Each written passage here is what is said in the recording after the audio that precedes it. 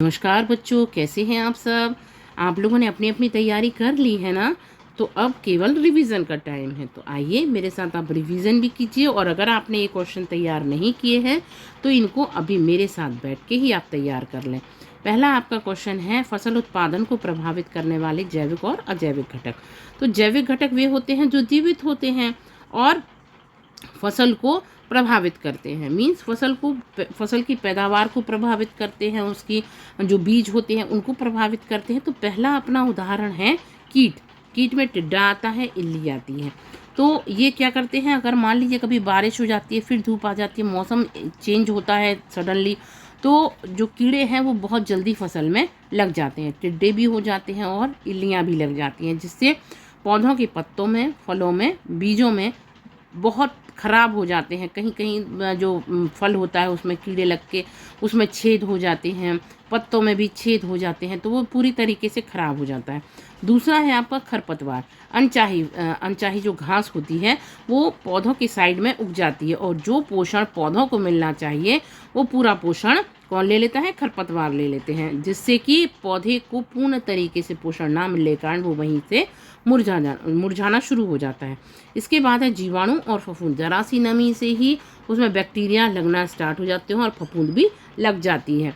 आगे है चूहे और अन्य जानवर। तो चूहे और अन्य जानवर, जो चूहे हैं वो फसल को देखते हैं और वहाँ से उसको काटना स्टार्ट कर देते हैं, उसमें घुस के, और उनको कुतरना और अन्य फलों को गिराना, फूलों को गिराना स्टार्ट कर देते हैं, जिससे कि चूहा जो है वो फसल को नुकसान पहुंचाता है। इसी प्रकार से अन्य जानवर भी है, जैसे कि आपने देखा होगा रोज़, उसको रोज़ बोलते हैं या उसको नीलगाय भी बोलते हैं आप। तो ये भी अचानक से जाके और फसल को नुकसान पहुंचाती हैं। तो हम इसको अगर सरल भाषा में लिखेंगे तो ये जीव फसल को नुकसान पहुंचाकर उत्पादन को कम कर देते हैं। अगला है अजैविक घटक। अजैविक घटक कौन होते हैं, जो कि निर्जीव हैं लेकिन फसल की पैदावार को या फसल की वृद्धि को प्रभावित करते हैं। उदाहरण के लिए अगर मान लीजिए पहला है अपना पानी। अगर बेमौसम बारिश होगी या ओले पड़ेंगे तो फसल को नुकसान होगा। दूसरा है हमारा तापमान। तापमान कम ज़्यादा होने से भी फसल को नुकसान होता है। मिट्टी अलग अलग होने से भी फसल को नुकसान होता है। हवा चल जाए तो उससे भी फसल को नुकसान पहुंचता है। सूर्य का प्रकाश कम ज़्यादा होने से भी फसल को नुकसान होता है। अगला है, इसी को अगर हम सरल भाषा में लिखना चाहें तो, यदि पानी, मिट्टी और तापमान सही ना हो तो फसल अच्छी नहीं होती है। अगला है आपका पशुपालन और कुक्कुट पालन की प्रबंधन प्रणाली में समानता है। तो पशुपालन क्या है, पशुपालन में कोई भी जानवर का पालन किया जा सकता है, चाहे वो बकरी हो, गाय हो, भैंस हो, इसका किसी का भी पालन किया जा सकता है। कुक्कुट पालन मीन्स मुर्गी का पालन होता है। तो दोनों, इसमें अगर हम समानताएं देखें तो दोनों में जानवर को संतुलित भोजन दिया जाता है।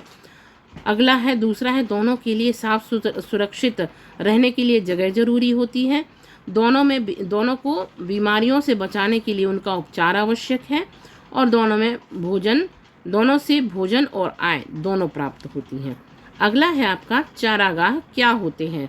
चारागाह मेनली वो स्थान होता है, अगर हम सिंपल लैंग्वेज में कहें, जहाँ पर जानवरों को या पशुओं को चरने के लिए छोड़ दिया जाता है, या उनको चारे की व्यवस्था या घास की व्यवस्था या पौधों की व्यवस्था की जाती है। ऐसा स्थान चारागाह कहलाता है। तो इसका उदाहरण क्या है, खुले मैदान या घास के मैदान, जहाँ गाय, भैंस, बकरी आदि चरते हैं। सरल भाषा में अगर देखें तो जिस जगह पर पशु घास चरते हैं उस जगह को चारागाह कहा जाता है। अगला हमारा है मधुमक्खी पालन या उत्पादन क्या है। मधुमक्खी को पालकर शहद और मोम प्राप्त करना और उसे मार्केट में ले जाके बेचना, उससे आय प्राप्त करना, और जिससे कि किसी भी एक इंसान का डेली का खर्चा चलता जाए, वो मधुमक्खी पालन कहलाता है। अगला है आपका मधुमक्खी पालन फसल उत्पादन से कैसे संबंधित है। तो आइए देखते हैं। मधुमक्खियाँ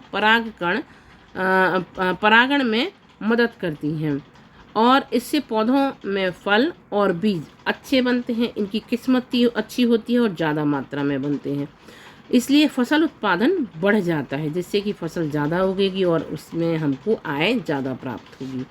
किसान को शहद और अतिरिक्त आय भी मिलती है। एक तो किसान को शहद मिल जाएगा और साथ में अगर उसमें वैक्स या मोम रहता है तो उसको ले जाके मार्केट में बेचने से उनको आय में मतलब डबल इनकम हो जाती है और अतिरिक्त भी कह सकते हैं आप इसको। तो बच्चों आज मैंने आपको ये 5 क्वेश्चन याद करा दिए हैं। आप इनको अच्छे से एक बार और देख लें ताकि आपको ये पूरी तरीके से दिमाग में बैठ जाए और अब ये आपके क्वेश्चन आएंगे तो आप आसानी से इन क्वेश्चंस को लिख सकते हैं। तो थैंक यू सो मच बच्चों, ऑल द बेस्ट।